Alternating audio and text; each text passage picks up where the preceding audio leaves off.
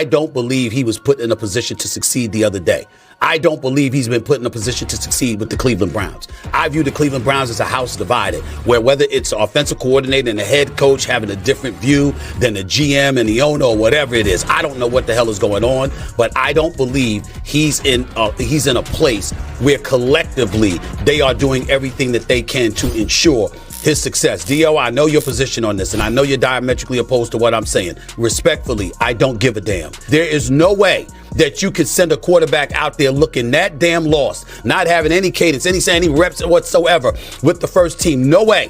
That's what happened. And I don't think that's an accident. Seeing what I saw and looking at how inept a talented quarterback like Shedeur Sanders, at least when I saw him in college, was in his first pro debut. For almost 3 months, the Cleveland Browns have been avoiding the one decision everyone knew they would eventually have to make. They kept switching between veterans. They relied on Dillon Gabriel's calm personality. They leaned on scouting notes, analytics, and every safe option possible just to push back the moment that fans from Cleveland to Boulder and across football-obsessed America knew would arrive. We're bouncing around it.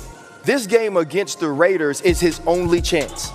If Shedeur Sanders balls and this team wins, Shedeur Sanders is named the starter for next week. I don't care if Dillon Gabriel is healthy. I don't care if Dillon Gabriel looks like he could come back. If Shedeur plays well against the Raiders and wins, he should be the starter. Right. Inversely, if he doesn't, that's on him. Nobody's going to come up there and say Kevin Stefanski didn't prepare him. Nobody's going to come up there and talk about what he has around him. The Raiders are terrible.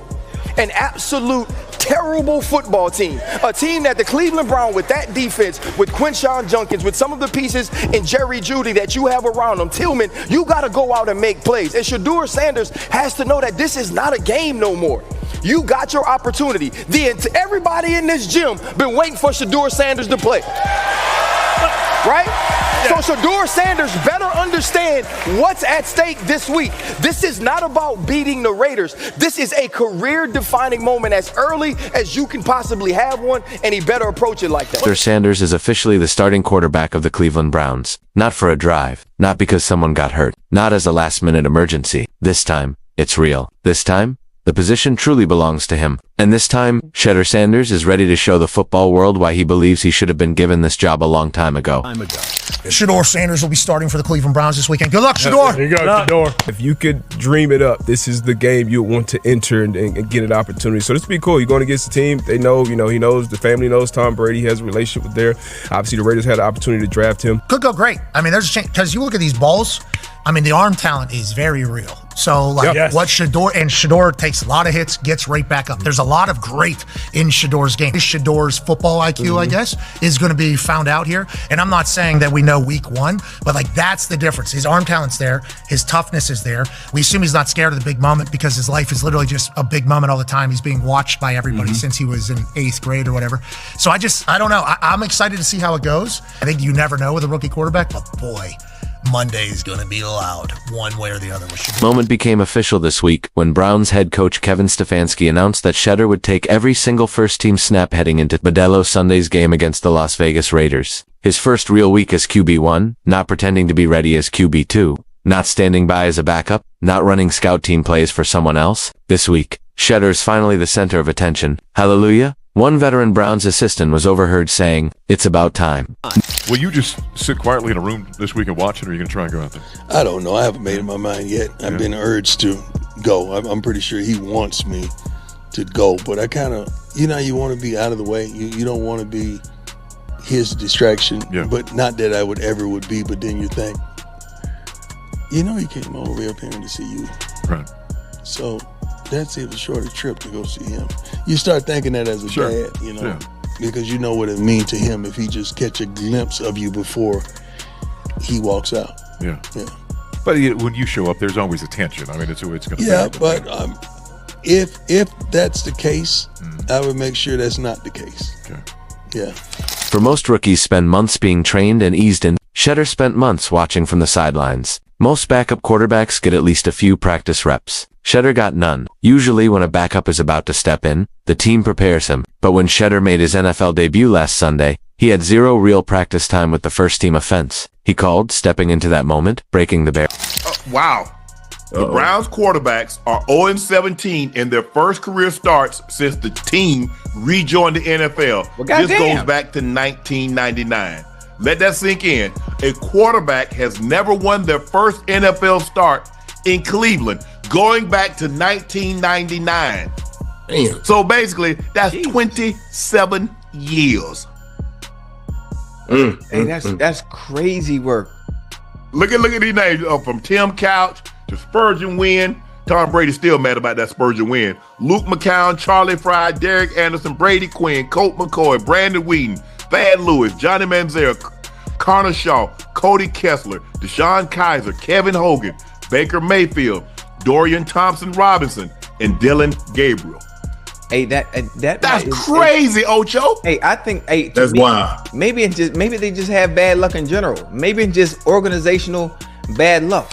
And that's the tough reality of the NFL. You don't get to pick when your moment comes. When Dylan Gabriel was knocked out with a concussion last weekend, the rookie was thrown straight into the Ravens' brutal defense with no notice, no timing, no chemistry, and no practice. The result was predictable. 4 for 16 passing, 47 yards, 1 interception, 2 sacks, and a 13.5 passer rating. But hidden inside those rough numbers was something real, something meaningful, something Stefanski and the Browns maybe should have seen long before Gabriel hit the ground. Even without reps, rhythm, or support, Shedeur still drove the Browns into a position to tie the game late in the fourth quarter. It wasn't clean, it wasn't smooth, but he got them there. The positive that I saw is when you give him time, like any rookie, you give him time, he can read something out and find a completion. I'll do that. He ripped an end cut. That's right. On the 2-minute drive to try and win the game, put him actually in position to actually have a chance. That's right. Getting him on the edge is a big part of this offense, or at least it was in the past. Of the nakeds and the boots and all those things. You saw him on the edge, throw an accurate pass. He could do it. He can absolutely. I mean, is he talented enough and can he do it? The answer is yes. And does he want to do it? And does he want? Yes. So now it's all the learning. Yeah. And he's got Bill Musgrave there, who I love to death, who played quarterback in the NFL, was my coach for one of my best times and best couple seasons. So they got the answers. They have guys around him that can help him and teach him this stuff, and they are, and now if he's the sole focus and he's the starter, now you get all the attention, you get all the reps, you get all the study, the tips and all the side conversations of what's going to happen and what we think, I think he'll be fine. With a real week of preparation, with control, with confidence, with the offense shaped around him instead of him trying to figure it out on the fly, this is where the real Shedeur Sanders finally steps forward. Standing behind the microphone Wednesday afternoon, he had the same confidence he carried at Colorado, the same charisma, the same controlled swagger, the same belief that has always set him apart from other rookies drafted late. "I know I'm the guy," he said. "I'd be doing myself and the organization a disservice if I didn't feel that way." It wasn't arrogance, it was certainty. Shedeur didn't come to Cleveland to be a bystander. He didn't come to run practice reps for the starters. He didn't come to be slowly guided along. He came to win the job, a job many believed he deserved months ago. And now, with the Browns officially moving forward, the offense is being reshaped for him. For the first time in Cleveland, he gets to see the roots from the quarterback's view, not from the sideline. He gets to feel the offensive line's protection. He gets to control the tempo instead of reacting to it. He gets to build timing with Jerry Jeudy, Elijah Moore, David Njoku, and the playmakers who were basically strangers until 6 hectic minutes in Week 11 forced them together. "I need to feel it. I need to move around. That's how I learn," Shedeur explained. "This week I finally get that. And now, the Browns, whether they're ready or not, will finally see what they've been keeping on the bench." Nobody wants to say it directly, but the comparison is hanging there. Tom Brady, 2001. Drew Bledsoe gets hurt. A late-round pick gets an unexpected chance. A player experts thought was too raw suddenly steps into the job, and everything changes. Is Shedeur Brady? No. But the situation feels familiar. A team stuck in neutral. A young quarterback overlooked. An unexpected opening. A massive stage for someone drafted in the 5th round. It's why every sports show in the country is locked onto this story. Even the doubters can't look away. Even the critics, the ones who say Shedeur improvises too much, relies too heavily on athleticism, or deserve to be taken in the 5th round and not the 1st, are glued to this moment. Because no matter what you think of Shedeur Sanders, everyone knows this. His first start is going to mean something. Maybe about him, maybe about the Browns, maybe about the teams who passed on him again and again in April, and in the NFL. Where narratives matter just as much as talent. That says everything. Let's be real, Cleveland isn't exactly handing Shedeur a perfect situation. The offensive line is injured. The run game has stalled. The receivers have been inconsistent. The coaches are under pressure. And the team has started 41 quarterbacks since 1999, a graveyard of careers.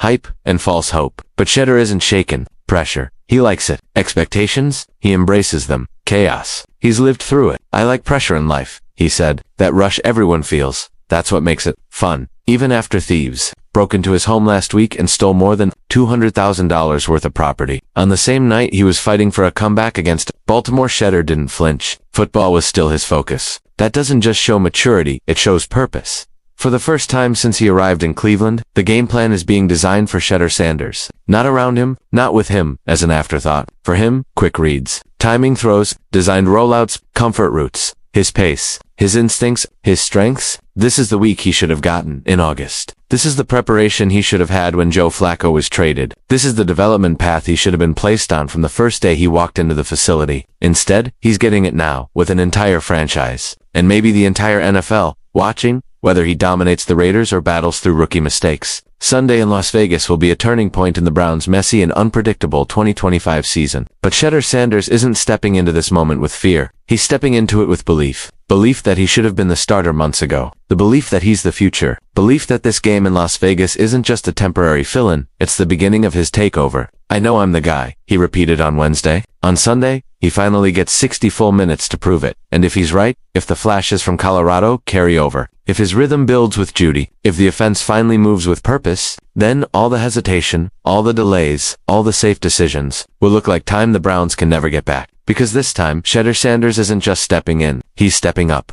He's stepping forward. He's stepping into the future the Browns have been waiting for. And now that they've finally handed him the keys, he has no intention of giving them back.